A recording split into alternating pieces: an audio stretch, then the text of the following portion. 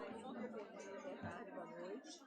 Aí, fala com o Cade Ego auxiliar, voltar a formação psicodramática. Isso. Passa a palavra para você. Só para não ficar também. Eu tô carecendo com conhecimento. Todos nós estamos precisando. Nossa.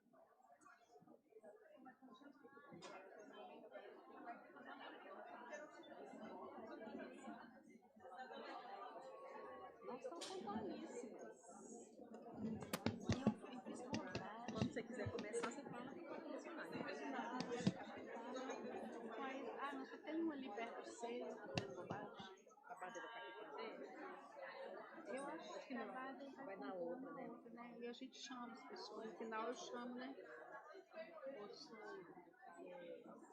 falar um negócio assim.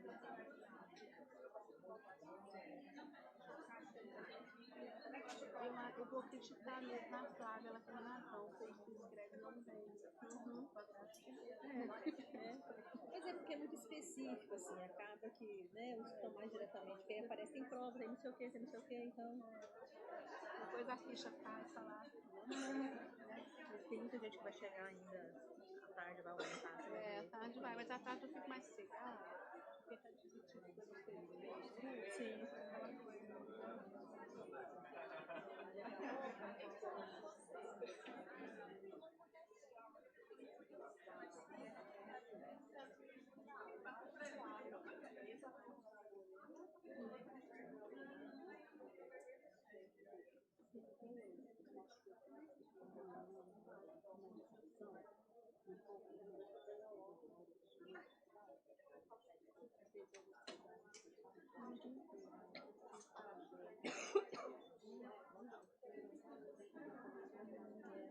Eu até me perdi, eu estava com percebido, já não lembro mais nada. Eu fiquei pensando assim, eu já me comprometi com um texto ali, mas eu não sei qual a data.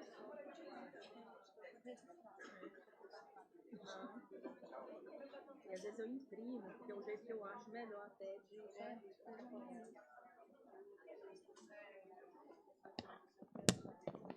Nossa, tá preso aqui.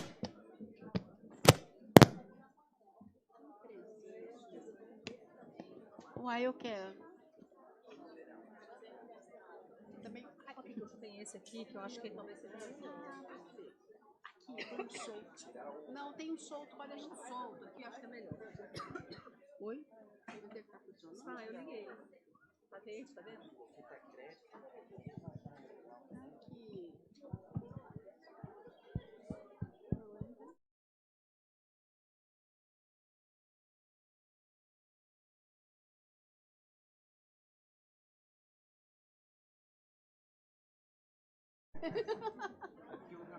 Sim, sim. Não, pode deixar quieto.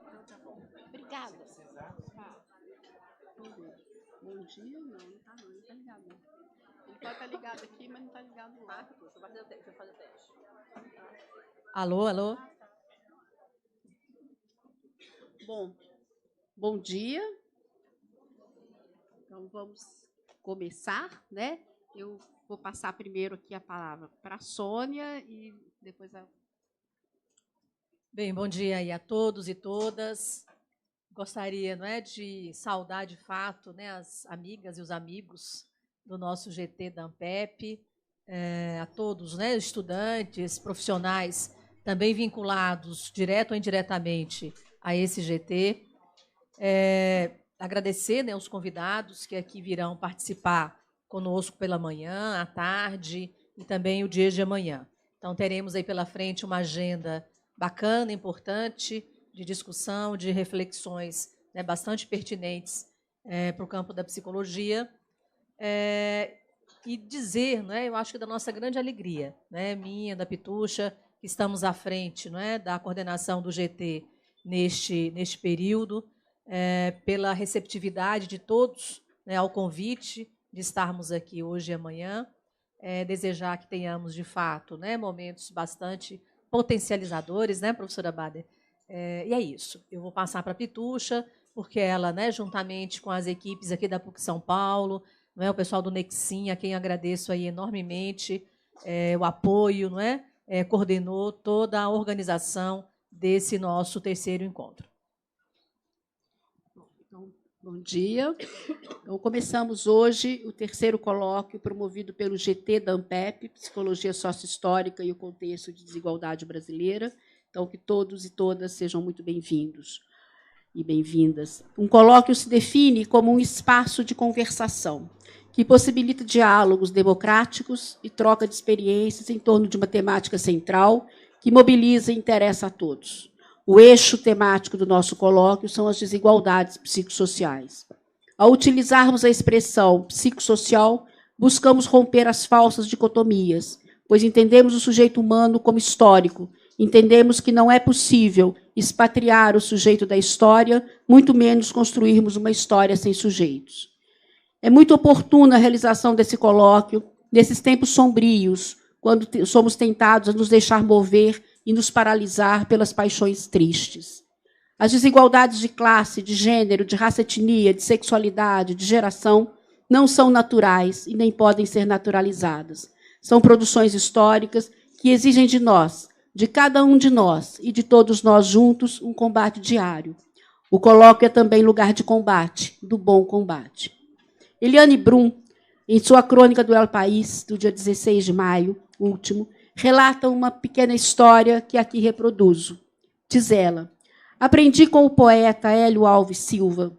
Ele era pescador, mas a hidrelétrica de Belo Monte roubou-lhe o rio.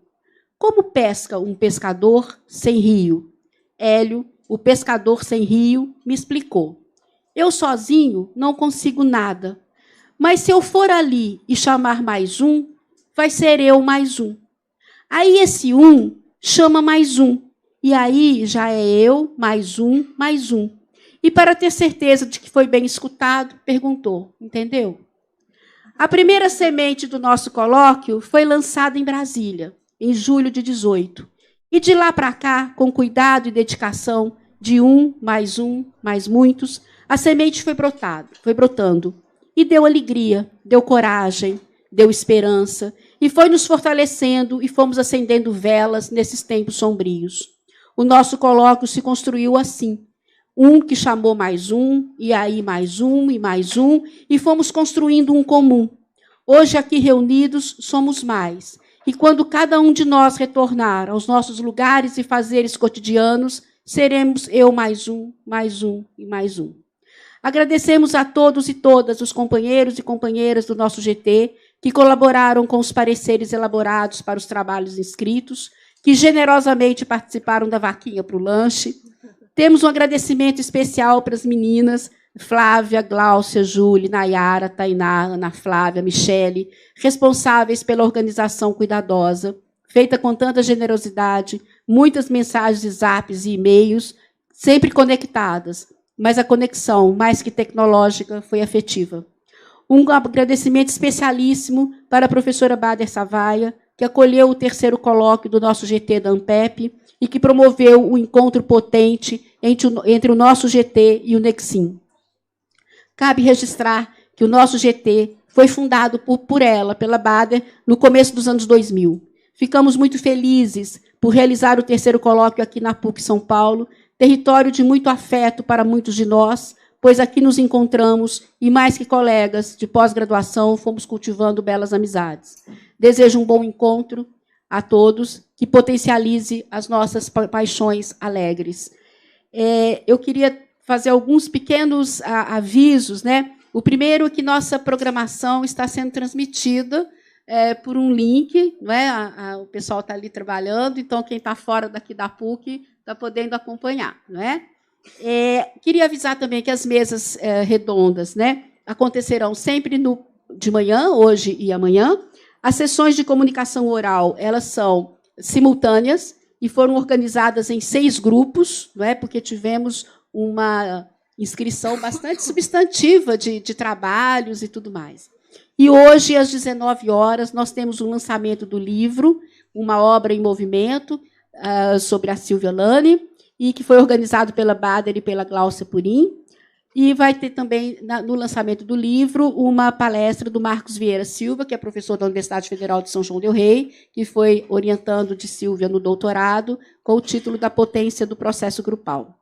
Queria avisar também a todos que os certificados serão disponibilizados via online, também pelo Facebook e pelos e-mails. E se alguém não estiver recebendo comunicações pela via dos e-mails, por favor, procure a Flávia, que é aquela menina ali de saia xadrez, e aí organiza lá. Né?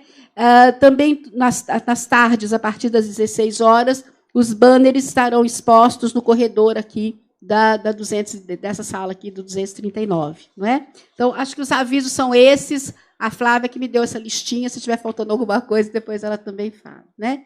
Bom, então, agora a gente queria convidar a professora Bader, que vai compor a primeira mesa, não é? E agradecer de novo a presença de todos vocês. Obrigada.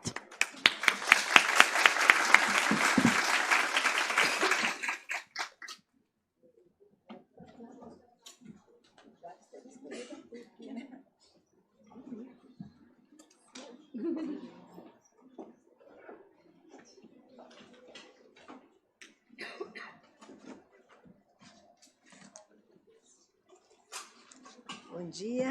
Quero começar chamando, então, para compor nossa mesa, a primeira mesa de hoje, a professora Vera Trevisan, por favor, e a professora Mana Matos.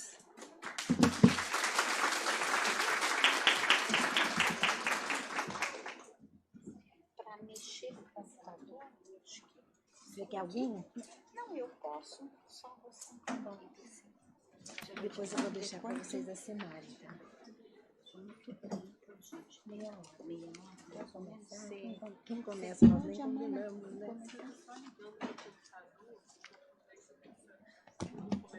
Tá bom.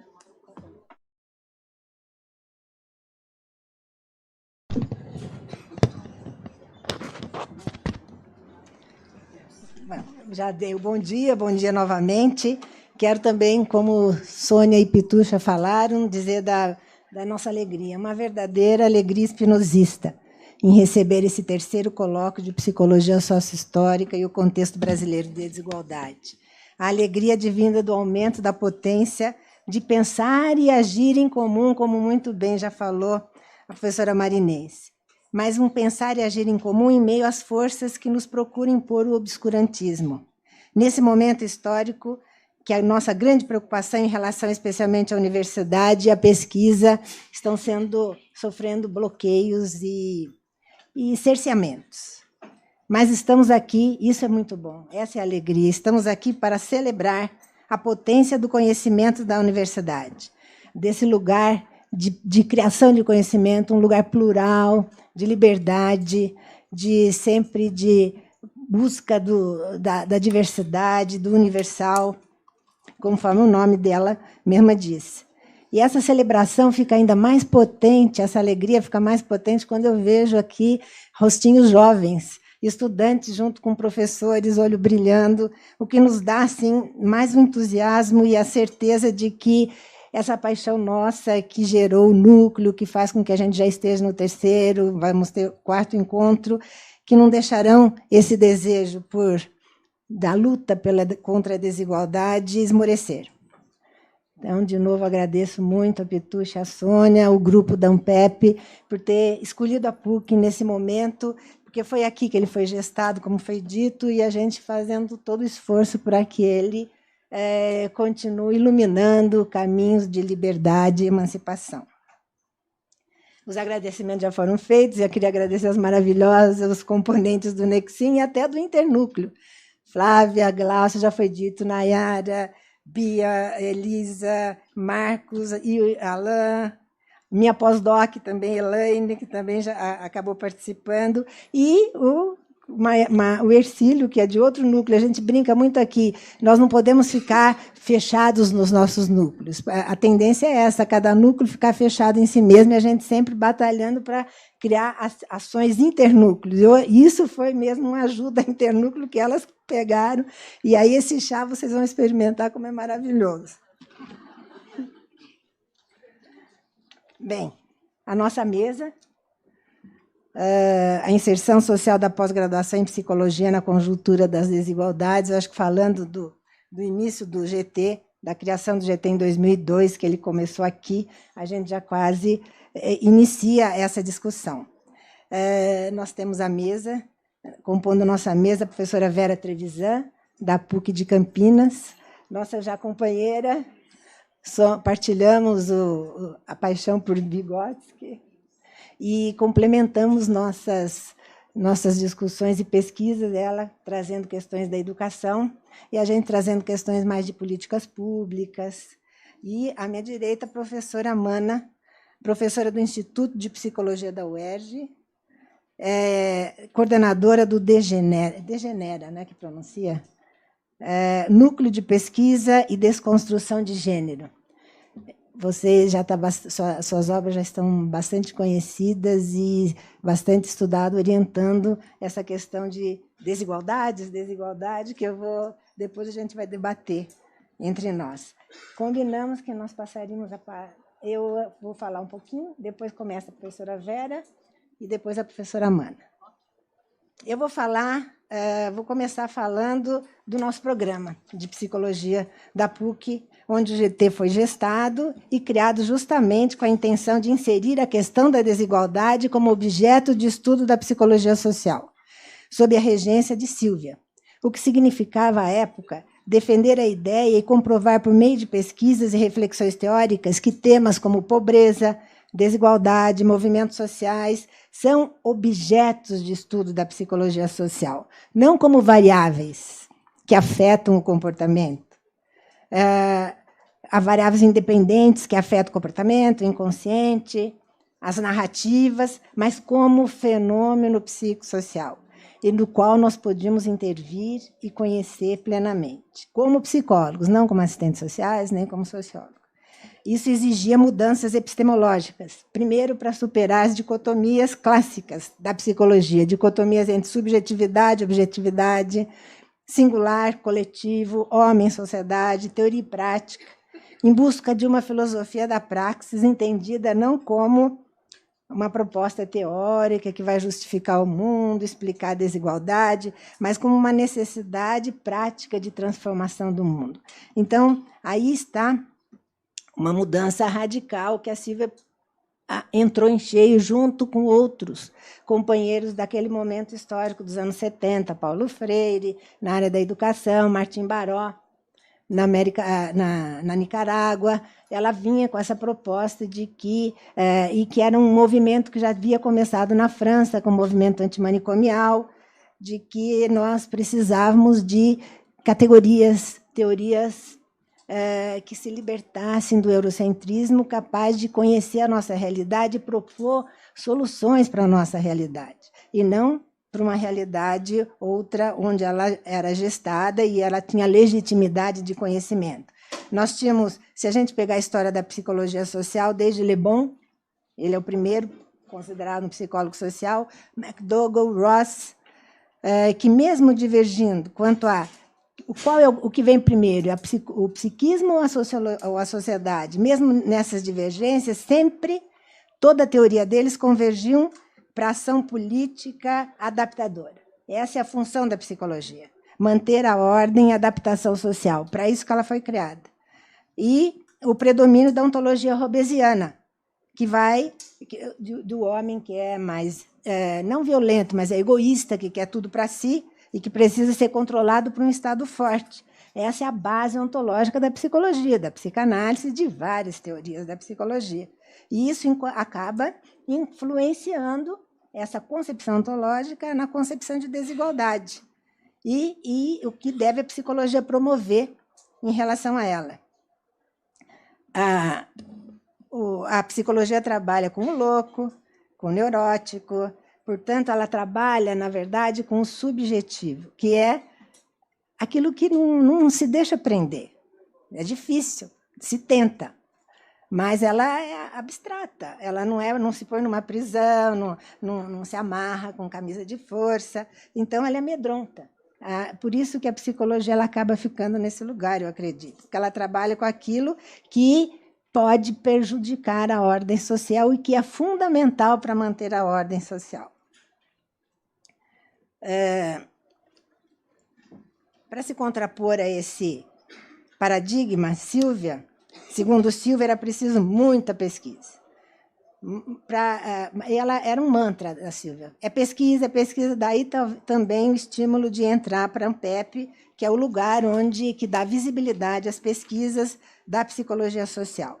E ela dizia, para a gente questionar e criticar as teorias eurocêntricas e não ficar só um questionamento na base da militância, é preciso nós criarmos novas categorias sustentadas em pesquisas empíricas, mudar a concepção de saúde, de psíquica para social e política, passar a se preocupar com a doença social e transformar o fenômeno psíquico em questão social. Essa é a grande questão para nós até hoje.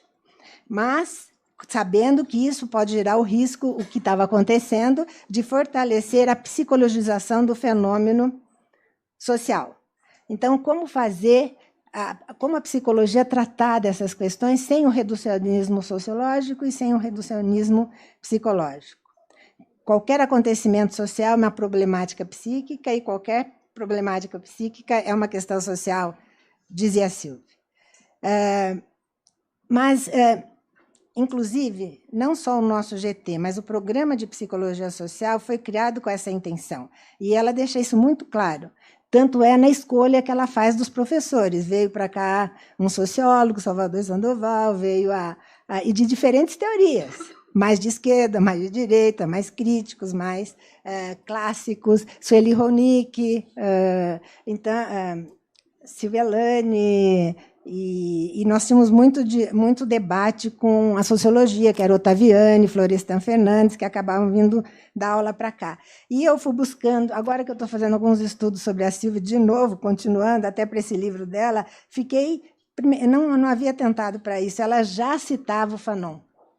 Ela, naquela época em que, nos anos 70, nós criticávamos o capitalismo, a luta de classes, ela falava, é preciso considerar o colonialismo. Vocês não estão considerando o colonialismo, nem eu vi isso num texto. E ela vai citar o Fanon. Para lembrar que a psicologia social, ela falava assim, na psicologia social se costuma falar que ela é filha da guerra, filha da Primeira Guerra Mundial, que redundou em Freud, filha da Segunda Guerra Mundial, que fez com que Lacan mudasse a teoria freudiana, que fez a psicologia receber muitas verbas para conhecer a cultura dos povos latinos, e para entender a guerra, para favorecer que os soldados fossem para a guerra e criassem núcleos. Ela falava assim, nós precisamos mostrar que a psicologia social não é filha da guerra, ela é filha da colonização aqui no Brasil. Enquanto não atentarmos para isso, nós estaremos dividindo a desigualdade, analisando a desigualdade pela metade. Bom, felizmente, depois de todo esse tempo, em 2006, nós vamos ter um reconhecimento desse posicionamento, bem ou mal. Isso não está acontecendo, mas a política pública ela vai chamar o psicólogo social para trabalhar não mais na saúde só, mas na assistência social, para trabalhar com o campo protetivo, o campo da seguridade. E, então, pôs no nosso colo a questão da desigualdade e a questão da pobreza. E ficamos pasmos, apesar de todo esse esforço já vindo desde aí. Esse acontecimento é um marco que reforça o nosso posicionamento teórico, que agora exige da psicologia social tais competências. Entender o que é o psicológico como questão social. Mas, voltando à desigualdade, é preciso agora a gente entender... Eu vou pegar um lenço. Pode deixar, não está atrapalhando, não, obrigada. Vou por aqui. E o que é desigualdade? Eu acho que está na hora da gente enfrentar isso. A gente fala desigualdade como se fosse um consenso, e tem me preocupado. Aliás, eu já tinha essa preocupação quando eu tentei trazer um conceito, a dialética exclusão e inclusão, para definir o que eu entendia por desigualdade. Porque desigualdade, como exclusão, é um conceito bom, de cabe tudo. E quando um conceito que cabe tudo, ele não diz nada. Ele fica fluido e serve para diferentes manipulações, né? Então, o que seria? Nós temos que expor como nosso núcleo, como a Pitucha falou, ele foi criado, na época, nós tentamos criar e chamamos ex-orientandos da Sílvia, meus ex-orientandos meus, mais pessoas com diferentes perspectivas do que a psicologia sócio-histórica. Nós não queríamos um amálgama, uma homogeneidade, mas abrir o debate. E eu acho que agora a gente tem que abrir o debate em torno do que a gente está entendendo por desigualdade e deixar isso mais claro, porque ela corre o risco de reduzir a diferença, a desigualdade em diferença, em diversidade e cair no relativismo, que, ao ser combatida, torna-se motivadora de ódio e de segregação. Essa categoria central, então, vou pular um pouquinho para ficar não me alongar. Eu acho que esse debate hoje é mais necessário ainda na pós-modernidade, que destaca a tolerância, as diferenças, é preciso ser condescendente, não há desigualdade, mas só diferenças, existem desigualdades relativizadas. E aí eu começo a me preocupar com o termo desigualdades. Eu não tenho certeza, eu sei que vocês vão estranhar muito, mas eu temo que ele tira a força política do que é a desigualdade como questão central, como estruturante de uma sociedade.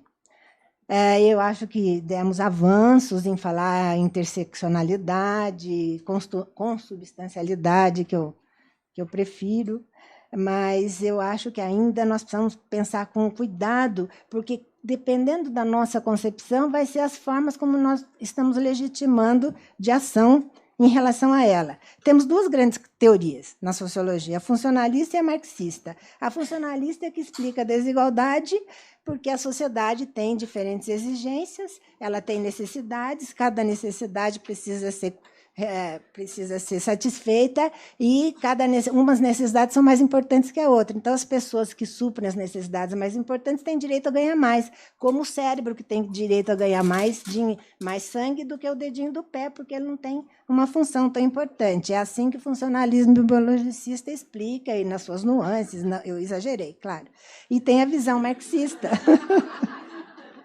E tem a visão marxista que coloca que ela é inerente ao capitalismo, que não existe o capitalismo sem desigualdade. Não há acúmulo de lucro, não há acumulação sem exploração. Ela faz parte, essa é a contradição do sistema capitalista, né? Foi daí que eu tentei trazer para a gente marcar isso, que ela não é um diferencialismo abstrato, que o Rouanet já criticava em 2009, ele falava, cuidado com esse diferencialismo abstrato, que é da ordem das desigualdades, que está aparecendo como reação ao igualitarismo abstrato, mas tão perigoso quanto ele. O Celso Frederico tem um texto de 2016, que eu gosto muito, ele é um lucassiano, afirma que a ampliação, que no marxismo começou a ampliar o conceito de desigualdade para não ficar só restrito à luta de classes, mas ampliar e mostrar que ele abrange determinadas outras condições. E ele vai colocar que, entre os marxistas, o conceito de desigualdade foi ampliado durante a Guerra Anticolonialista da Argélia, que levou ao universo intelectual existencialista francês as ideias de Albert Memmi, Frantz Fanon, que afirmavam que as principais armas levadas pelos franceses eram a imposição de uma imagem de povo colonizado que internalizava, que, se essa imagem fosse internalizada, bloqueava a luta pela emancipação. Assim, ele já introduz a psicologia no campo da luta social. Mas aí ele traz uma questão importante.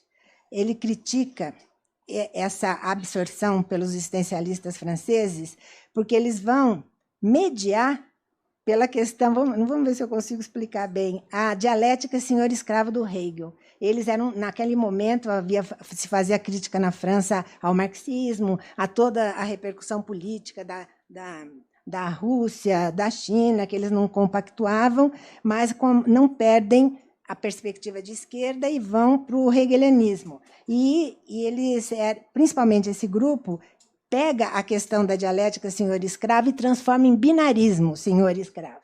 Eu acho que essa cristalização desse senhor escravo fica dividindo a sociedade entre opressor e oprimido e acaba ou cindindo e impedindo que a gente veja que é muito sutil essa diferença. E eu acho que esse binarismo tem levado a gente a falar em ralé, não como crítica, mas considerando que, uma vez escravo, dificilmente sai dessa condição de escravo e a condição de escravo toma conta dele todo. É como se a condição de escravo tirasse a humanidade e esvaziasse essa pessoa. Então, um pouco por aí, eu comecei a pensar no final dos anos 90, em trazer para a psicologia essa questão do que é essa desigualdade estrutural, mas não absoluta ou reificada. Eu acho que hoje a gente corre o risco de reificar, como a gente fazia, a psicologia fazia antigamente. O Vygotsky critica muito a psicologia, essa tendência de reificar. Ele fala assim, eu fui para a psicologia encontrar a arte, a estética, a entender melhor como se percebe o mundo. O que eu encontrei? 3 homens diferentes. O homem da psicanálise, o homem da reflexologia, o homem... e é como se assim, a sexualidade e o inconsciente em Freud explica tudo, né? Ele não criticava essas dimensões, ele acreditava que isso era muito importante. Mas, então, é muito engraçado essa passagem dele no significado histórico. Eu acho que quem já leu, ele vai falar, tudo vira sexo, tudo Madame Bovary, Ana Karenina... Tudo. Ele vai citando a banana, vira sexo, ou então vira reflexo. Tudo é reflexo, ou então tudo é personalidade. Esse é o grande problema, né? E aqui eu tenho medo que a gente acaba reificando essas desigualdades e depois que a gente reifica, a gente separa e daí vai inventar uma cola gramatical, falar interseccionalidade, um se relaciona com o outro. Quando eu falei em dialética, exclusão e inclusão, eu estava querendo apontar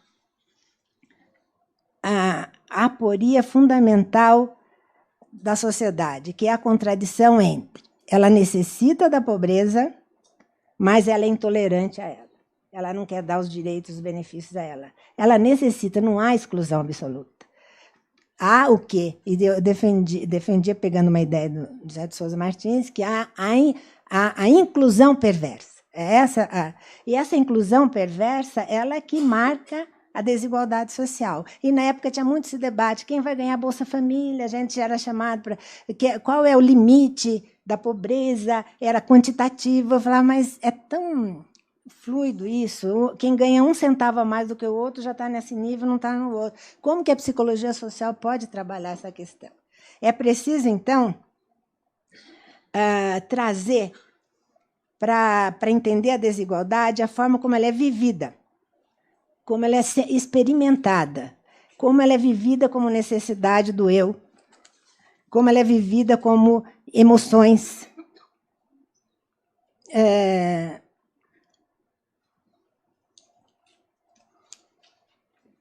Então, bom, vou pular aqui. Desigualdade, então, quando falo da dialética exclusão e inclusão, eu acabo pegando também uma ideia do Spinoza de que somos todos de uma mesma substância. Se eu estou dizendo da injustiça, se eu estou dizendo de uma estrutura social que precisa manter diferenças, que vive dessas diferenças, mas não... e essas diferenças elas são marcadas por não repartição igualitária de bens. Essa é a diferença pelo mínimo, a diferença desqualificada, uma diferença que coloca outros fora da distribuição da renda, dos benefícios, mas que coloca fora não, mas que atribui para eles o mínimo, para que eles sobrevivam. Como falar, o que fazer? O que a psicologia faz nisso? Né? Como que nós poderíamos estar entendendo se eu concebo a desigualdade dessa forma?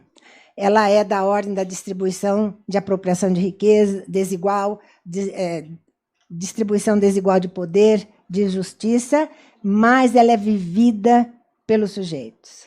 Por que que nós nos acomodamos a ela? Somos fatalistas, será? Eu já estou revendo muito isso. Será que é alienação? Será que é fatalismo? Será que nós viramos ralé? Nós somos o lumpen proletariado que se vende por uma garrafa de pinga? Não. Nossas pesquisas, felizmente, estão mostrando que não. Você vai cavando, você encontra o humano ali despontando. A potência de vida. Muitas vezes, tem pesquisa agora mostrando que as mulheres escravas tinham estratégias que hoje a gente analisaria como alienadas, não sei o quê, mas eram estratégias para se libertarem do senhor. Eu não vou entrar nesses detalhes, mas era uma estratégia para que elas abaixassem o valor de mercadoria delas, elas fossem vendidas, e assim facilitava a fuga. E assim muitas vezes é por uma necessidade de perseverar na existência, pela inteligência, pela capacidade perspicaz de saber que se eu não sou mais um, eu sozinha, sem eu preciso me adaptar. Então, eu acho que olhar a desigualdade pela perspectiva da psicologia social, da forma como ela afeta as pessoas, pela experiência, tem me trazido muitos conhecimentos que vai levando a gente a afastar da ontologia hobbesiana e a se afastar da ontologia spinozana. O homem, todo ser é um ser de potência, ele está aí para perseverar na existência. Isso é um direito natural dele, e ninguém pode tirar esse direito natural dele. E essa potência, ela não é eliminada, ela pode ser diminuída, mas ela continua ali, e ela tem que, de acordo com as relações sociais, dos encontros que eu vou sofrendo. E essa potência de vida é o que explica, nós somos uma potência de pensar e agir em ato, a cada momento, né? Então, foi aí que a gente continuou compreendendo as desigualdades pelo sofrimento ético-político. Ele pode ser um indicador de como a sociedade está me tratando e do que é preciso fazer mais necessário para combater. Mais do que quantificar a pobreza, é saber por que as pessoas sentem o que elas sentem, qual a dinâmica social que produz da maneira tão avassaladora o sofrimento ético-político. Eu acho que todo mundo já leu, não vou entrar no que seria esse sofrimento ético-político, daí eu tentei delimitar um sofrimento, não que é diferente, é uma qualidade de sofrimento. Vou pegar a ideia do Spinoza para trabalhar esse sofrimento e para trabalhar a desigualdade também. E o Spinoza vai falar, nós somos todos de uma mesma substância, não há diferença entre corpo e mente, razão, emoção, tudo é uma mesma substância.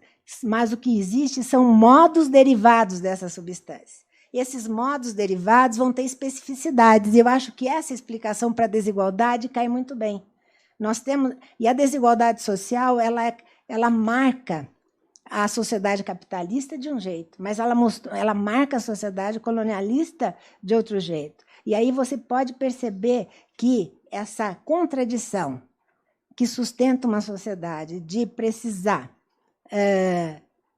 da desigualdade, mas, ao mesmo tempo, não querer que ela receba os benefícios que essa desigualdade envolve a vida da pessoa como um todo, nós precisamos entender que como que eu vou mensurar isso? Ela é da ordem da justiça, é da ordem da economia, ela é da ordem material e da ordem subjetiva. E aí que entra, então, a delimitação do conceito de sofrimento. Seria aquele sofrimento que a pessoa é afetada por ele pela condição social que ela vive. Era a tentativa de criar um conceito para analisar justamente a desigualdade, a dialética, exclusão e inclusão. Era um conceito que eu tentei, na época eu trabalho muito sempre em diálogo com o serviço social, estou vendo aqui um doutorando do serviço social, era que ele pudesse ser trabalhado nas políticas públicas, tanto pelo assistente social quanto pelo psicólogo.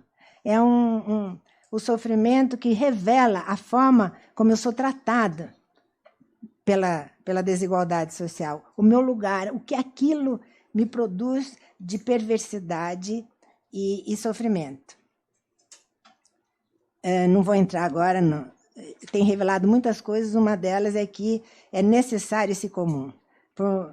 Tem variações, o sentimento do comum é uma grande ainda que gera muito sofrimento e pode fortalecer para superar as afetações e superar. Não, aí é preciso deixar claro, não é superar a forma como eu sou afetado pela desigualdade, é superar a desigualdade. Então, o comum acaba se tornando uma categoria muito importante para a psicologia social, que a Pitucha já falou, porque sozinho eu vou cair, se eu for trabalhar o sofrimento ético-político individual, eu vou cair no que a psicologia já fazia. O sofrimento ético-político ele precisa de uma outra clínica, uma outra terapia, uma outra praxis, que ela tem como norte o fortalecimento do comum. Porque o Spinoza falava, quando nossas potências de vida estão enfraquecidas, eu sozinho não vou conseguir nada. Eu tenho que juntar com outras potências. E aí, formando um comum, que depois o Negri vai trabalhar com multidão, e a gente tem tentado trabalhar isso, mas eu acho que esse é o grande antídoto. O que seria o contraponto? Qual é o norte quando a gente se volta para o sofrimento ético-político como um objeto de estudo e de atuação e de intervenção? O norte é esse, tem sempre esse. Claro que é minimizar, levar reflexão, que é muito comum a várias outras, mas o norte é encaminhar para a certeza que minha felicidade, a minha potência de vida só é, e eu tenho que aprender a viver junto, a formar comum, superar o individualismo. E, além disso, que eu acho que nós temos trabalhado também, é a questão da subjetividade revolucionária. Porque, pensando no colonialismo, nas diversas manifestações da desigualdade social, o que elas falam? O que elas apontam? Que elas conseguem diminuir a nossa potência de vida, elas humilham. É o que a Silvia falava do colonialismo, que ele fez conosco. E nós entramos nessa na psicologia. Quando a gente vai estudar o sofrimento, a gente vai estudar o fatalismo, a gente vai estudar as reclamações, as queixas, a não ação, e a gente não consegue escutar a potência de vida que está por trás. Muitas vezes ela está ali, como um exemplo, uma pesquisa aí em Mariana, não no primeiro barragem que rompeu da Samarco. Uma aluna minha estava fazendo lá e ela contando que, de repente, a Samarco resolveu fazer estradas no meio da cidade. E essa estrada ia passar no quintal de uma liderança. Acho que já passou, esqueci de olhar. De uma liderança. Eu vou terminando aí. E a liderança falou, não vou deixar. Chamou todo mundo, ninguém topou. Ela falou, não vou deixar.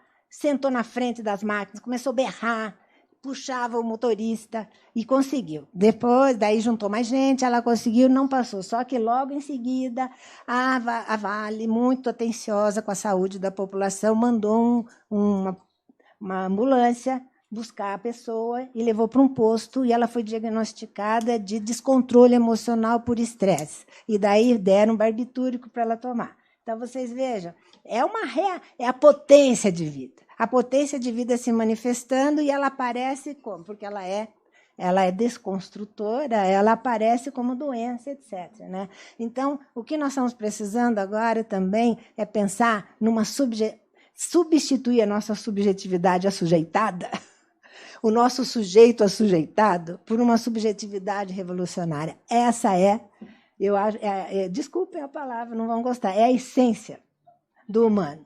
Uma subjetividade revolucionária que a sociedade tenta embotar, controlar, daí vem o biopoder, o psicopoder, que agora você vai falar, eu ia falar sobre ele, nem falei, esse novo coreano filósofo que está falando da pós-modernidade, do psicopoder na pós-modernidade, mas ainda por isso nós precisamos estar entendendo melhor a emoção como positividade, a subjetividade como revolucionária, porque ela hoje é o que é usado. Vamos pedir que fale no microfone para poder ficar registrada. Enquanto isso, eu só vou completar. Nós fizemos, um aluno meu fez uma pesquisa com a produção de programas nota 7 em psicologia. que eles estavam produzindo, que tema. Não aparece desigualdade, não aparece pobreza, e são todas que vão para revistas internacionais e são financiadas, tal. Não tem políticas públicas de pobreza, desigualdade, não aparece.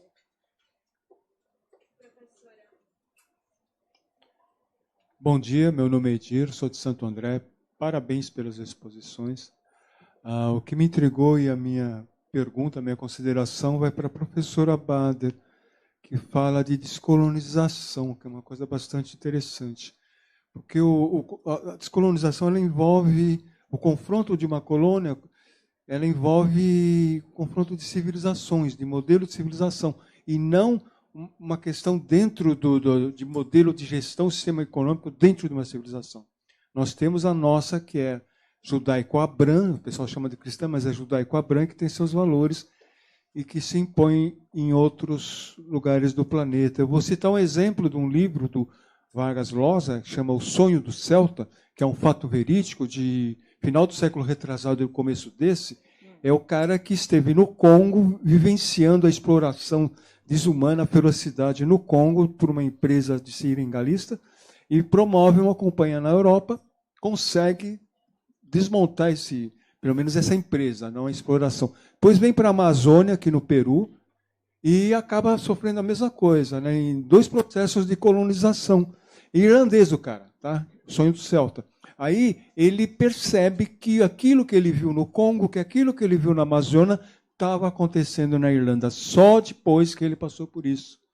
Ele volta para a Irlanda, ele procura resgatar quem não era interessado e pesquisa a civilização celta e entra na luta armada contra o Império Inglês. Entendeu? Mas aí o confronto dele não era de modelo de civilização, de gestão política, não era de modelo de sistema econômico dentro dos valores de uma civilização judaico-cristã. Ele queria resgatar a civilização celta, outros valores, era uma coisa antropológica.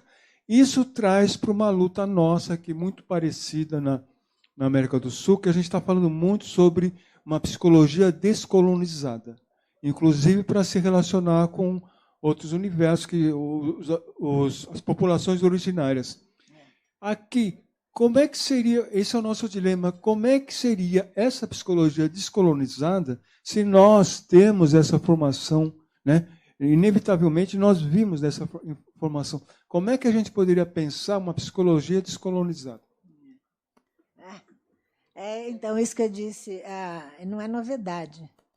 A Silvia já levantava isso quando ela falava do eurocentrismo teórico, epistemológico, a visão de homem, até nos nossos, exemplo mais banal, nos testes nossos de QI. Né? Eu me lembro quando fui fazer pesquisa numa favela, vamos aplicar o teste de QI, de repente dava lá baixíssimo e o menino empinando pipa com um pé só num parapeito, como não tem controle tal. São modelos, vieram esses modelos de homem, o nosso modelo é esse. O que acontece? Primeira coisa que se faz, desqualifica conhecimento. O indígena é irracional, é infantil, coloca mulher, índio, como as crianças que são incapazes de cuidar de si. Eles são, e geralmente, como eu trabalho com afeto, eles colocam, são pessoas afetivas. O afeto o afeto não possibilita a democracia. O afeto, porque ele as pessoas não usam a razão. Então, aí entra um dos requisitos da colonialidade. Eu prefiro agora, eu estou gostando muito desse termo colonialidade, porque ele tem um movimento. Não é a colonização tal qual ela aconteceu, que continua cristalizada. É como ela foi se processando historicamente e aparece sutilmente. Né? Então, a gente... ela está presente nos nossos conceitos, o Boaventura fala isso, a gente está vendo agora vários textos falando sobre a revolução epistemológica necessária, porque todas elas foram em cima de uma visão judaico-cristã que desvalorizam em nome da razão. E quem é o homem racional? O homem europeu, que conseguia ter técnicas, que não era ingênuo. Os nossos indígenas bobinhos abriram os braços para esses europeus que aqui vieram, porque eles não tinham... Agora tem essa ideia de o estranhamento do diferente. Não é estranhamento do diferente como se fosse algo natural. Esse indígena nunca estranhou. Na mitologia indígena, eles estavam abertos para o diferente. O estranhamento do diferente vem por essa lógica perversa do capitalismo e do colonialismo. Nós, desde a escravidão, eu também não acho certo falar que há uma política de branqueamento ou que há uma política de genocídio do escravo. Na escravidão, não. O escravo era uma mercadoria caríssima. Eles queriam preservar essa mercadoria. Era como qualquer mercadoria. Mas não queriam gastar muito dinheiro com isso. E era preciso obediência. Então, isso que eu acho que a gente está inverter, são esses conceitos. Não existe o estranhamento do forasteiro, do diferente. Ele está lá nas raízes, ali dentro, não é estranhamento. A gente foi vendo o que a gente foi sofrendo. De repente, o indígena aprende. Ele vai vendo que aquilo que ele imaginava não é. Então, é claro que começam a acirrar as desigualdades. Né? Então, nós precisamos rever toda a nossa forma de... E é por isso que eu falo, nós temos a questão da subjetividade revolucionária e da potência. Não são uns mais potentes do que o outro. E, se afetivo, o indígena, ele é aberto ao comum. A Silvia falava, vamos fazer pesquisas com o indígena para aprender com eles. E não para levar conhecimento para eles, porque nós perdemos a humanidade, como falou o seu garoto. Quem garante a preservação ecológica, quem respeita a natureza, quem respeita o outro, tudo isso é coisa de fraqueza, é coisa de loser, não é? Então, está aí, indiretamente presente nas nossas análises, no nosso dia a dia. É isso que a Silvia falava, que eu acho que o Boaventura fala de uma epistemologia do Sul, né? Tem vários aí propondo as teorias de gênero, as teóricas de gênero, tensionar, descontrair nas minúcias. E isso tudo a gente legitima com alguns conceitos. Então, é um pouco nessa... além fazer pesquisa para conhecer como que ela aparece nas sutilezas e temos que, na academia, mudar conceitos. Né? Mudar epistemologias.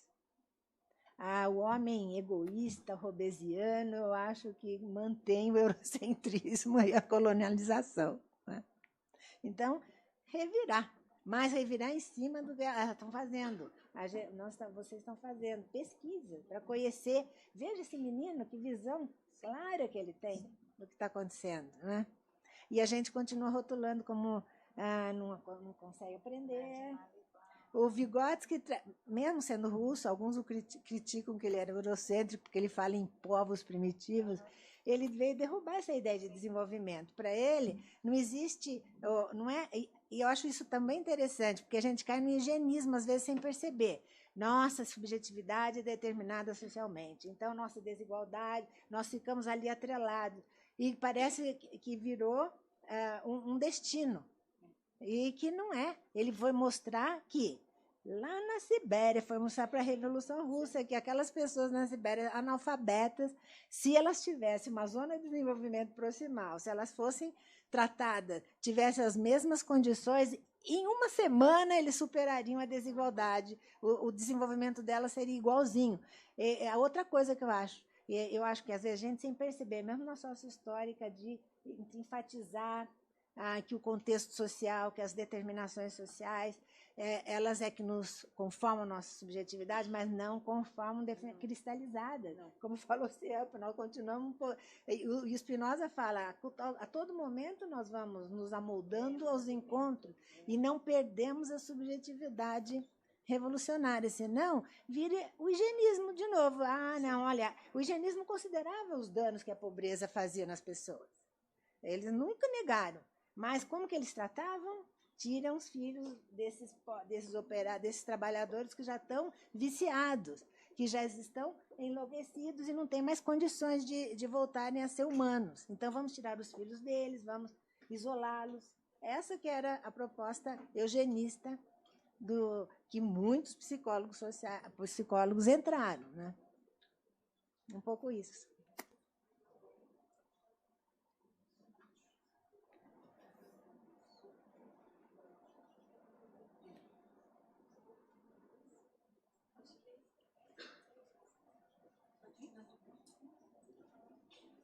Achei interessante o Libane falar que é escola de acolhimento. A gente sabe que não dá nem acolhimento, né?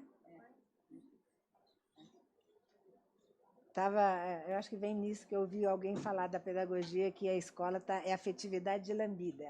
Ela trouxe a afetividade, mas é tia, e não ensina. Bonzinho. Gosta, né? E você falou com esse cuidado que a gente tem de ter, né, com o movimento. Eu me lembrei que o Vygotsky, ele não usa na obra inteira dele, né, que o desenvolvimento, a expressão mediated, para dizer que o desenvolvimento foi mediado, está mediado, né, está consolidado. Ele vai falar em mediating, sempre. Então, para garantir que o entendimento do movimento permanente, né? Que o assujeitamento não é possível. E a arte é um jeito de descolonializar. Não é descolonializar, é decolonializar, né? Decolonializar. É isso. Professora. Na verdade, eu tinha 2 perguntas, mas eu tinha que compartilhar com o pessoal. Ninguém quis fazer, eu vou estender mais ou menos na mesma direção para a professora Vera, quando ela fala de processos cognitivos através da arte, né? Que vai muito na direção da pergunta anterior. Tem uma autora, Robin Schott, é um livro muito interessante. Ela fala, o livro dela, Eros e os processos cognitivos, que ela desmonta o Kant nesse livro, mais ou menos. Ela leva uma coisa assim, que é algo que vai na direção da pergunta anterior. A gente tem uma visão muito racional. A nossa academia tem uma visão muito assim específica da realidade, da verdade, como um produto racional, muito na linha de Kant e coisa e tal. E na tua exposição, no momento aparece assim de que a arte propicia um deslocamento da realidade, né? Como se fosse uma realidade única, né? Indivisível. E, ao meu ver, a arte ela propicia uma percepção de outras realidades que a nossa cultura não reconhece, que vai aí, né, na questão da divergência entre antropológica até, né? Eu gostaria que você comentasse um pouco mais essa questão de realidades, a realidade da arte, a realidade que a gente tem como valor científico. Né? Bom, vamos lá. No breve tempo aqui que eu tive que expor o trabalho, né, eu acho que eu me preocupei em trazer uma experiência e mostrar um pouco como é que a gente trabalha com isso. Eu acho que numa vertente mais metodológica até, como a Mana também vai trazer. Né?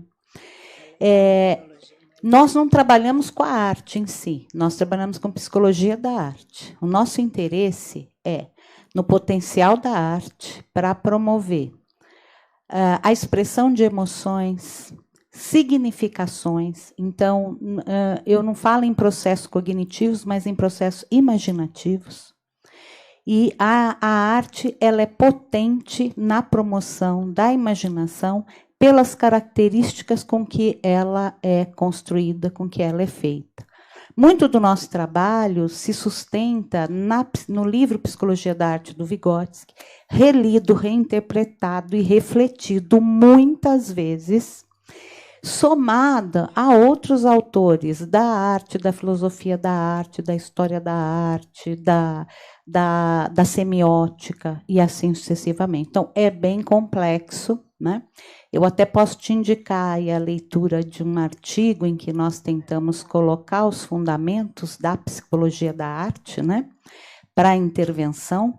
Mas, assim, você sintetizou uma das ideias, que é, por meio da arte, oferecer aos alunos outras realidades, outros mundos, que o que vai possibilitar o acesso é a imaginação. E aí, por meio da arte, é possível conhecer. O Vygotsky vai dizer isso, né? Ele vai dizer que a imaginação liberta, porque ela me tira do mundo empírico e ela me possibilita acessar outras realidades. E ao acessar outras realidades, pelo caráter central do afetivo que a obra traz, ela permite que eu viva emoções que são minhas. e que eu vivo a crédito, porque eu vivo a partir de situações que não são reais, mas de várias outras situações. Então, assim, a gente tem muito cuidado, sabe, para não trombar com o pessoal da área de artes, porque nós reconhecemos que nós não somos especialistas, não somos conhecedores de arte, mas nós temos muito cuidado para lidar também com o que a gente chama de arte. E lidar com a qualidade, com a variedade, com as escolas, com a arte que esses estudantes valorizam. Então, nós temos trabalho com rap, trabalho com outros tipos de gêneros, de música, de documentário, de teatro. Nós levamos e eles levam, eles produzem documentário, fotografia, então a gente tem uma experiência com eles com fotografia. Então, enfim, a gente toma um cuidado muito grande. É um trabalho enorme, porque demanda muito tempo, demanda muita pesquisa. E como que eu faço isso no grupo? Eu costumo, nós estudamos isso no grupo. A gente leva a gente que entenda para nos ensinar como é que a gente apresenta, como é que a gente lê, o que é fruição da imagem, o que eu abordo com uma imagem, que artista é esse, qual era o contexto dele. Então, não só os participantes acessam outras realidades expressas na forma de arte apresentada, mas também o acesso à história, o contexto que envolve aquela produção. Bom? Deixa eu só aproveitar, estava esquecendo. Nessa linha, o que a psicologia tem que fazer, ela tem que colocar a imaginação como seu objeto maior na escola, porque a imaginação é revolucionária. O próprio Vygotsky falava, não há liberdade sem imaginação. Como que eu posso imaginar o diferente? Como que eu posso pensar em me libertar disso se eu não consigo imaginar um diferente? Então, a imaginação é revolucionária e é outra coisa que é inibida, que é embotada, né? Pronto?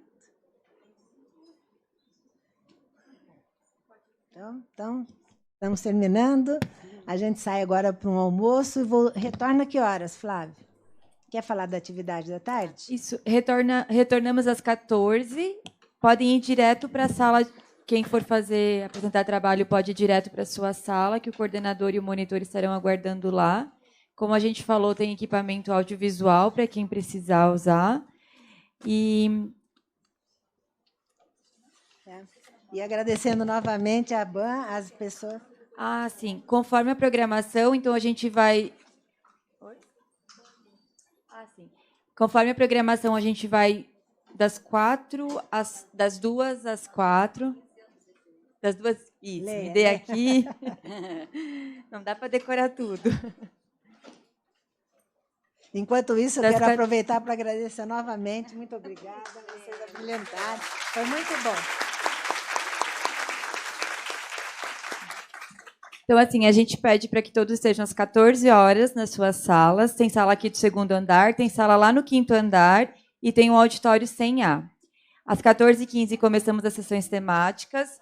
Vamos até às 16 horas. Às 16 horas a gente tem mais um cafezinho aqui para vocês. Espero que vocês tenham gostado agora de manhã. E aí, das 16 às 16h30, quem tem banner, o zigue-zague já está posto aqui. Então, pode colocar o banner, fica próximo do banner, que os avaliadores vão passar. Aí, apresenta o banner, pega um cafezinho, apresenta o banner, pega mais um cafezinho, e assim a gente vai indo. E às 16h45, voltamos para as salas das sessões temáticas para fazer o encerramento. E eu lembro que às 19 horas, aqui neste auditório, teremos o lançamento do livro da professora Silvia Lani, sobre a professora Silvia Lani. É isso, gente. Bom apetite a todos e obrigada.